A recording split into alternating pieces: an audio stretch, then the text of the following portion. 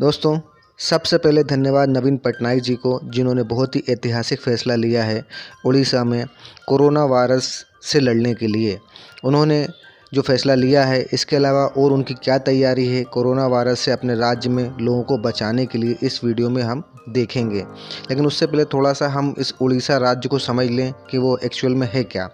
उड़ीसा 4.5 करोड़ आबादी वाला एक छोटा सा राज्य है, जहाँ उड़िया लैंग्वेज चलती है। राजधानी भुवनेश्वर है।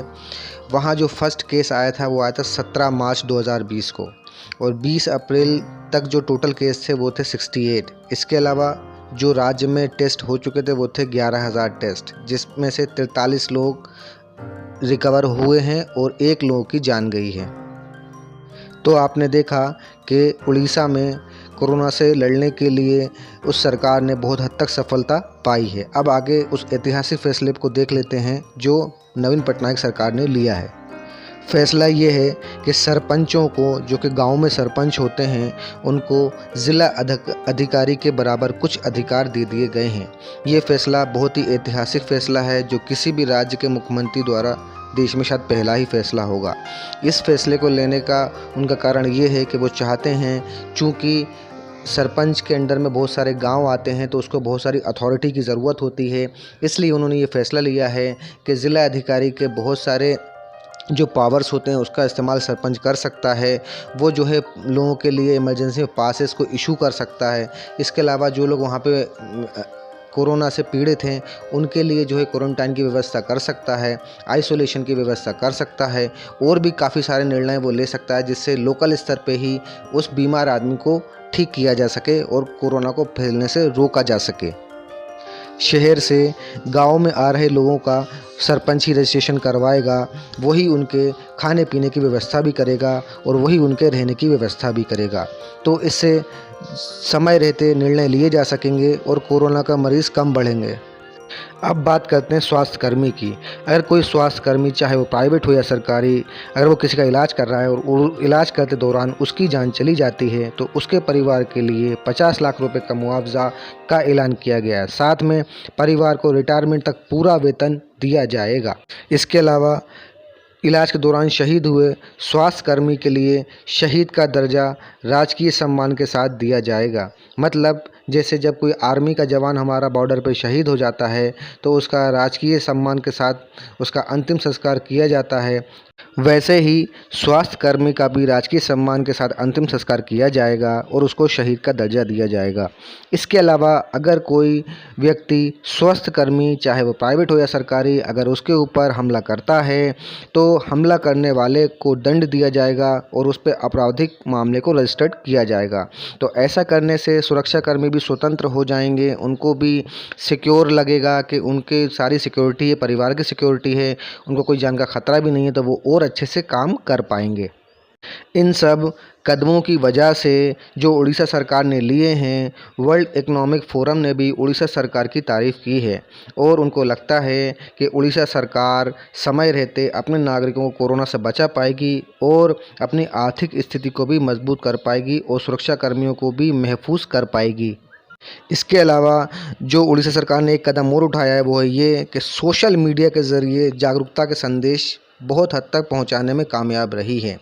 चाहे वो व्हाट्सएप हो, चाहे वो फेसबुक हो, चाहे वो ट्विटर हो, या कोई भी सोशल मीडिया का माध्यम हो, क्योंकि आजकल सोशल मीडिया का सहारा सभी लोग ले रहे हैं और हर हाथ में सोशल मीडिया है। इसलिए नवीन पटनायक सरकार ने सोशल मीडिया का बहुत अच्छा इस्तेमाल किया और वहाँ पे जो लोग काम कर रहे हैं, जो कोरोना से बचाव में लगे हुए हैं, जैसे कि पुलिस वाले, डॉक्टर या सफाई कर्मी, उन सब का बहुत अच्छा योगदान सोशल मीडिया के माध्यम से लोगों तक पहुंचाया है। सबसे पहले पुलिस वाले जो 24 घंटे काम में लगे हैं लोगों की हिफाजत में, उनके वीडियोस बनाए हैं, उनके संदेश लोगों तक पहुंचाए हैं, ताकि लोग और पुलिस के बीच में समन्वय बन सके, एक दूसरे की वो लोग रिस्पेक्ट कर सकें।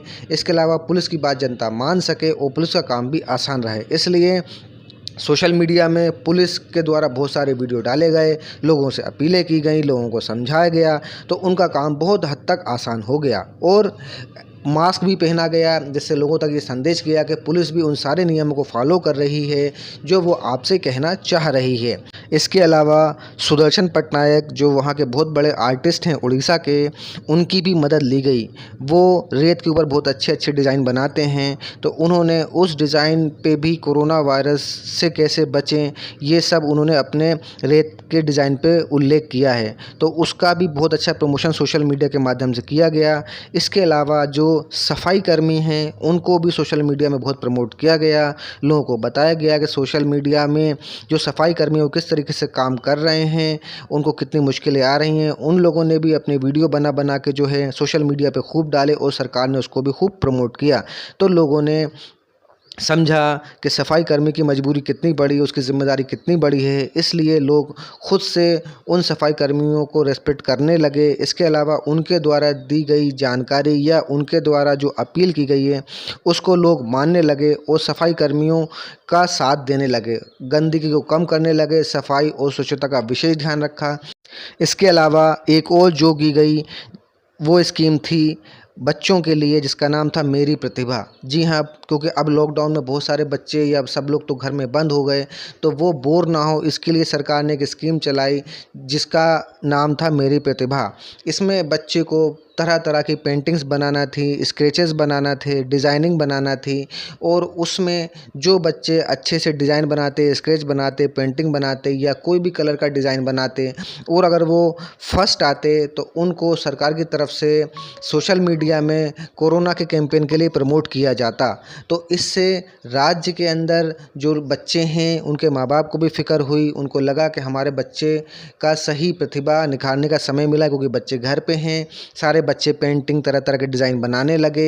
इसके अलावा अगर डिज़ाइन अच्छा बना, उसमें जो बच्चों ने अच्छे डिज़ाइन बनाए उनको राज्य सरकार ने कोरोना के प्रमोशन के लिए सोशल मीडिया पे और राज्य के टेलीविज़न के माध्यम से प्रमोट किया, तो उनके बच्चों को भी खुशी हुई और माँ बाप को भी खुशी हुई। इसके अलावा अब हम देख लेते हैं मेडिकल की तैयारी कितनी उड़ीसा ने की। उड़ीसा ने जो कोरोना वायरस से लड़ने के लिए जो तैयारी की है, वो एक तो ये है कि कोल इंडिया ने 500 बेड का कोविड हॉस्पिटल तैयार किया है, जिसमें 25 बेड क्रिटिकल केयर के लिए हैं। इसके अलावा 29 हॉस्पिटल 30 ज़िलों के अंदर, जिसमें 6000 बेड को तैयार कर दिया गया है। अब आप सोचिए, जिस राज्य में सिर्फ 68 केस टोटल अभी तक आए हों, सिर्फ एक व्यक्ति की मौत हुई हो, उसने इतनी बड़ी तैयारी कोरोना से निपटने के लिए की है। तो इसलिए मेरा सलाम नवीन पटनायक जी को, हर राज्य के मुख्यमंत्री को नवीन पटनायक जी से सीखना चाहिए। धन्यवाद।